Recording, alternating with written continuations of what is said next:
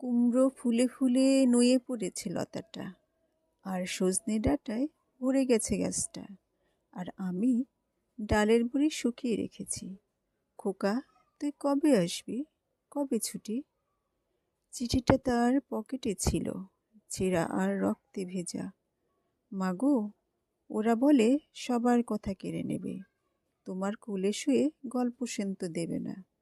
তাই কি হয়? তাই তো আমার দেরি হচ্ছে। তোমার জন্য গল্পের ঝুড়ি নিয়ে তবেই না বাড়ি ফেরব।